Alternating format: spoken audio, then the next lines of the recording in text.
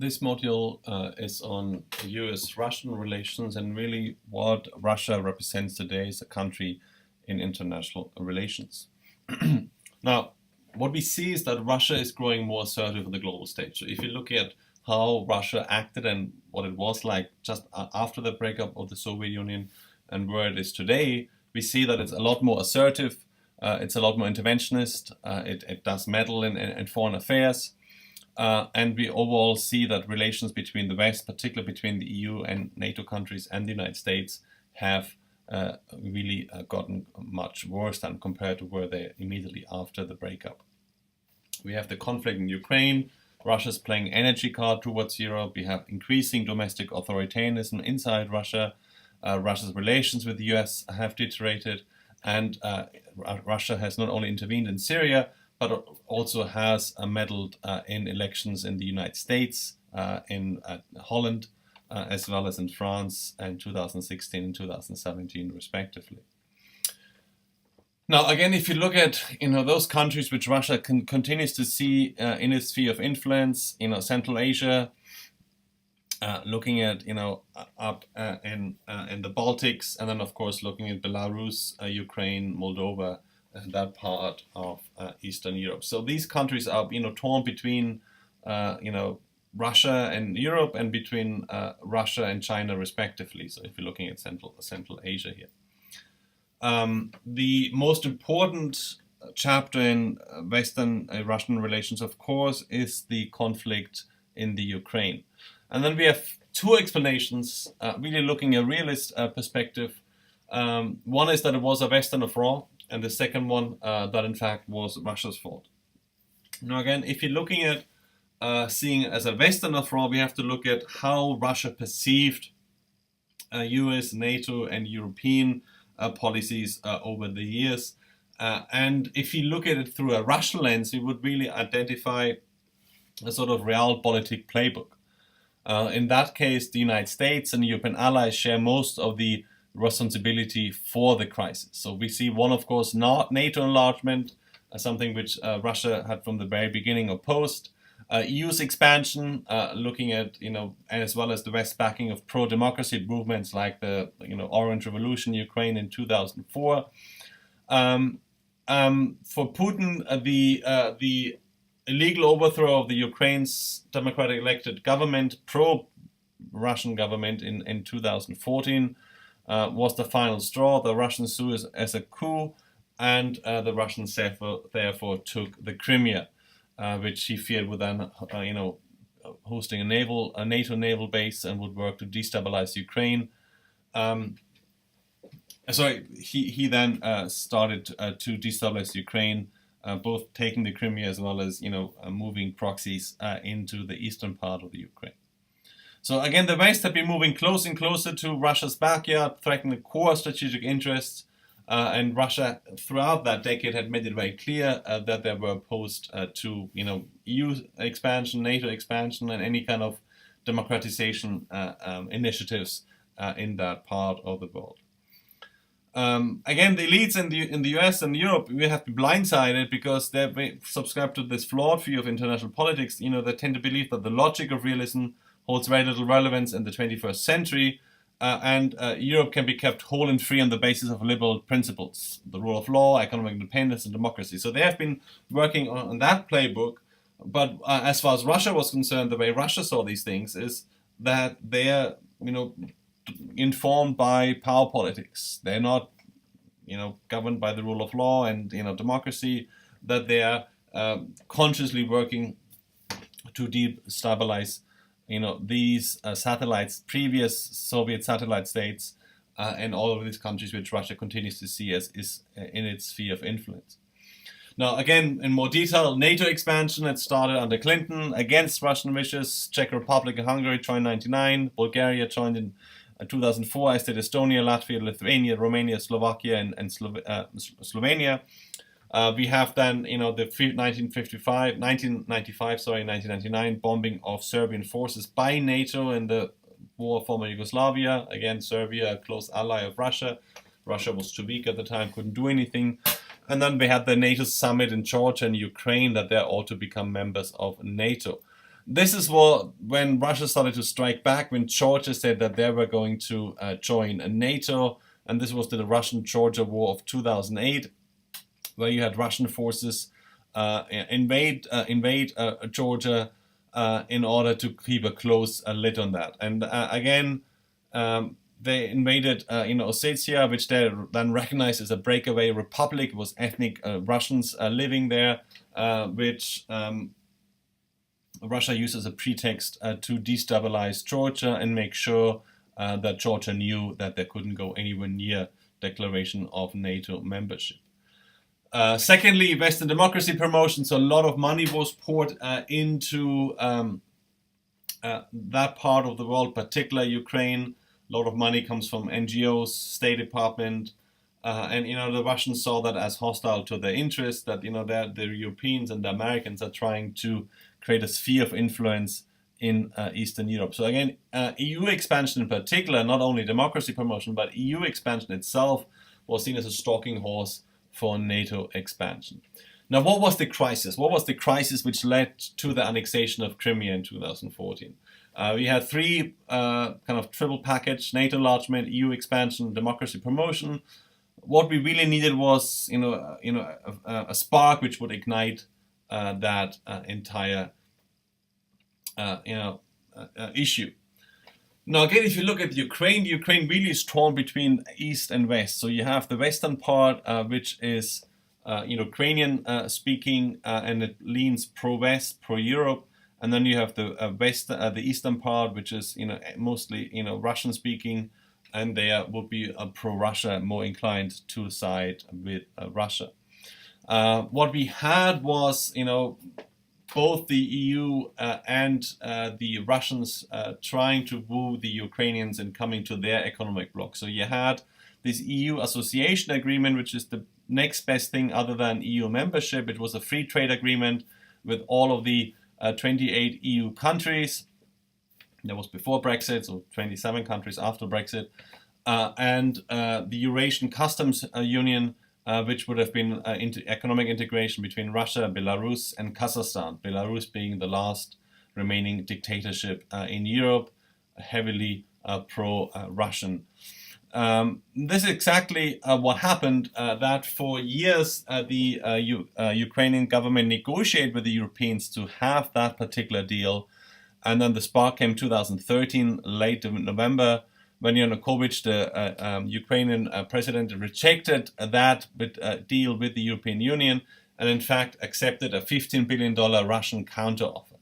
To Ukrainians, they said this has nothing to do with our interests, that we want to have that trade agreement with the European Union. After all, it's a massive market, and that started a series of anti-government demonstrations. It became more violent. It escalated. We had, within those 3 months, 100 persons were dead.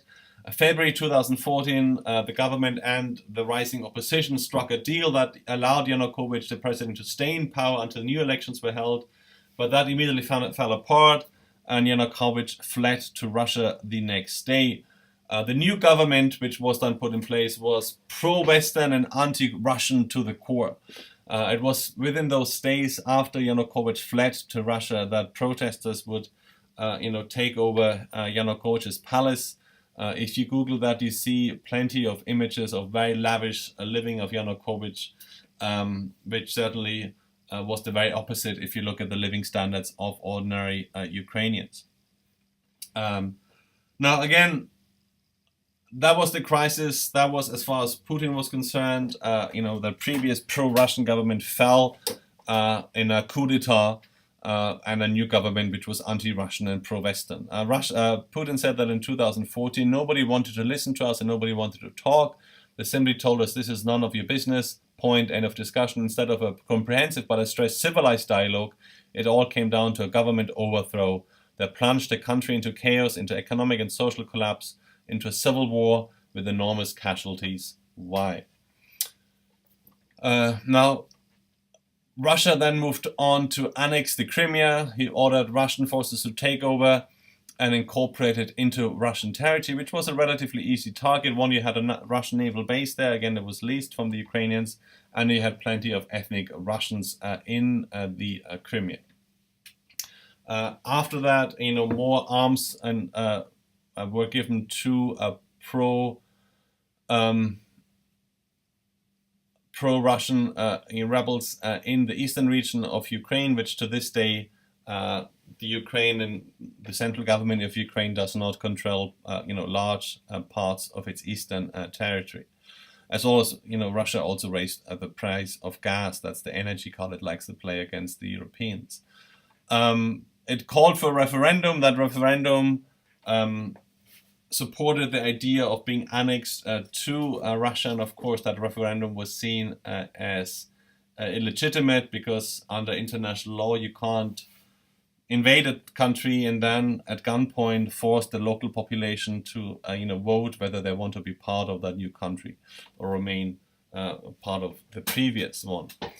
So again, nobody recognized that except for a few Russian allies, and EU, United Nations, and of course the US declared it as illegitimate. So again, if you look at Geopolitics 101, Russia, of course, had its fair share of invasions. Napoleon, Nazi Germany. So as far as Russia is concerned, they're unlikely to sit idly by as the Ukraine is being gobbled up by Western countries. US diplomat George Kennan, father of containment, said in 1998, "I think the Russians will gradually react quite adversely and will affect their policies. I think it's a tragic mistake. There was no reason for this whatsoever. No one was threatening anyone." And of course, Kennan was referring to the gradual expansion of NATO throughout the 1990s. So we really have had two different playbooks. Putin, according to realist dictates, saw what the West was doing in very careful terms, whereas the Western counterparts have been adhering to liberal ideas about international politics. So the result was that the US and Western allies unknowingly provoked a major crisis, which led to the carving up of the Ukraine. Now, the second alternative argument is the breakup. It's not us, it's you. It's Russia. So Russia has been doing several things which were adverse to Western interests. One, boosting military presence in Central Asia. Beyond that, it's become more assertive, looking at the intervention in Syria in 2014. Whenever countries intervene militarily or invade, any sort of military engagement, they need to show off what they have. So again, the last type of big military campaign was in the 1990s in Chechnya. When Russia intervened in Syria in 2014, it showed off the new gunships, new technology, new tactics. So again, it wanted to make sure that everybody see that we've come a long way. We are a superpower again, and also we support a previous Soviet ally during the Cold War, Syria, and of course also you have a naval base in Syria. So there were many reasons why Russia wanted to intervene in that country. Also, Russian politics between 2009 2012, we saw some US-Russian cooperation under the President Medvedev, New START Treaty, Russia's support for NATO's intervention in Libya, Russia's membership in the World Trade Organization, and also cooperating over Iran's nuclear program. Now, all of that became rather sour when Putin became president again. It led to chilling of relations with the West because of his more confrontational style. And the West became a lot more concerned about the human rights record, freedom of the press, anti-LGBT laws, treatment of members of the LGBT community, and then, of course, the political asylum for Edward Snowden. State-controlled media really recast the US as the enemy, in particular after the Orange Revolution in Ukraine in 2004. And Russia has, also been fueling this so-called frozen separatist conflict. So again, Abkhazia, South Ossetia, and Georgia I mentioned earlier, Azerbaijan, Moldova. So again, these are all conflicts where Russia is meddling. Russia is trying to stir the pot. Russia is trying to, destabilize these countries, making sure that they will not, move towards, NATO or EU influence.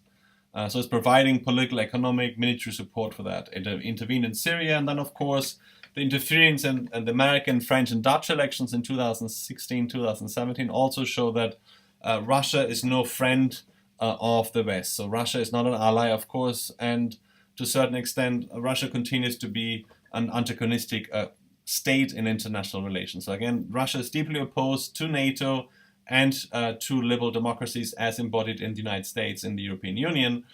So for them to intervene and meddle in those elections, it's only logical, according to a realist playbook, that they want to undermine democratic institutions when they can. They want to undermine any sort of NATO momentum or NATO institutions themselves. So that only that continues to, of course, be a dark cloud over the Trump administration, and really sabotages it. Whatever the Trump administration is doing towards Russia, it has this cloud over it. So again, economic sanctions, are being were put in place by the European Union and the United States over Ukraine. Jose Manuel Barroso, the president of the European Commission at the time, made it clear we have a duty of solidarity with that country, and we will work to have them as close as possible to us. And again, that is because Ukraine was invaded by Russia because of its, alignment with the European Union. Elections were held in Ukraine in October 2014, but of course, annexed Crimea and the eastern part of the Ukraine, no elections could be held there. So we have this continuous division of the Ukraine, and it's a civil war in the Ukraine. We have to call a spade a spade. They had their own elections, so that shows you, a good example, and that's an important example of why U.S.-Russian relations are where they are now, and the division and the conflict in Ukraine will continue to affect U.S.-Russian relations and, of course, also NATO-Russian relations.